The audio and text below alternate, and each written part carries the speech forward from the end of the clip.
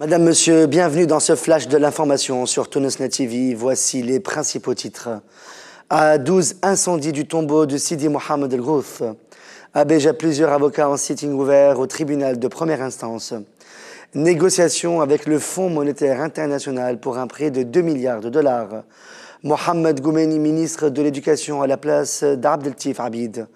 Le mouvement Ennahda condamne l'attaque contre le complexe d'In Aminas et affirme son soutien à l'Algérie.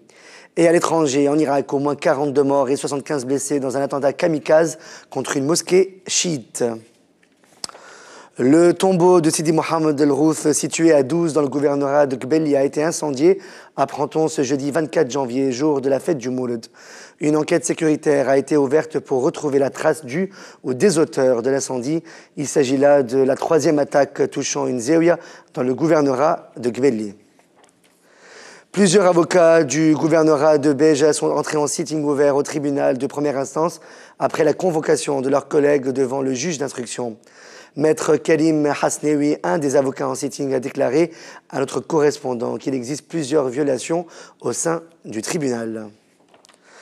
Le gouverneur de la Banque centrale, Chedli Ayari, a déclaré hier, mercredi 23 janvier, que des négociations sont en cours avec le Fonds monétaire international afin d'acquérir un prêt de 2 milliards de dollars. Selon Ayari, la Tunisie a besoin de ce montant pour couvrir les dépenses de développement et la balance des paiements des fonds et des institutions de l'État. Il a souligné que le Fonds monétaire international a l'intention de soutenir la Tunisie en dépit des informations sur l'instabilité politique et sécuritaire. Le ministre des Finances, Eliès Ferfer, a déclaré hier, mercredi 23 janvier, que le budget de l'État de 2013 a besoin de 500 millions de dollars supplémentaires de la Banque mondiale. Eliès Ferfer a fait savoir que la Banque mondiale soutient la Tunisie depuis la Révolution. Le chef du gouvernement provisoire, Hamadi Jbeli, a déclaré hier, mercredi 23 janvier, que la Banque mondiale a accordé un don de 500 000 dollars à la Tunisie et servira d'appui au budget de 2013. Selon Hamadi Jbeli, la Banque mondiale insiste sur la réforme du secteur bancaire. Mohamed Goumeini, membre du parti de l'Alliance démocratique, a déclaré sur les ondes d'une radio privée qu'il a accepté l'offre de Hamadi Jbeli, chef du gouvernement provisoire, d'occuper le poste de ministre de l'Éducation à la place d'Abdeltif Abid. Il a indiqué qu'il n'a pas démissionné de son parti, mais qu'il n'est plus le porte-parole du parti de l'Alliance démocratique. Le mouvement Ennahda a publié un communiqué dans lequel il condamne fermement l'assaut terroriste contre le complexe d'In Aminas en Algérie hier, mercredi 23 janvier, et affirme son soutien à l'État algérien. Adel Chaouej, conseiller du PDG de la télévision nationale, a indiqué qu'il existe 8 grands dossiers au sein de l'établissement.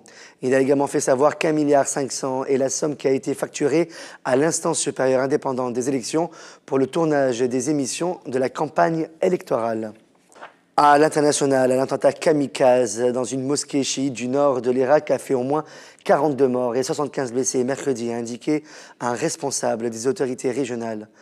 L'explosion a visé la mosquée Saïd al-Chouhed à Touz Khormatou, à 174 km au nord de Bagdad, pendant que s'y déroulait la cérémonie funéraire pour un parent d'un responsable politique tué la veille.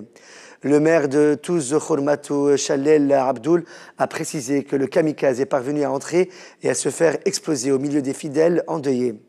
Parmi les blessés se trouvent plusieurs chefs tribaux et dirigeants locaux, dont Ali Hashem Mourtal, vice-président du Front turkmène irakien et membre du conseil régional de Salaheddin.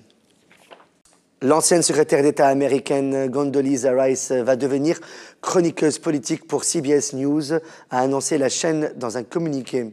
Elle interviendra dans l'émission Face the Nation pour traiter des sujets politiques intérieurs et extérieurs aux États-Unis.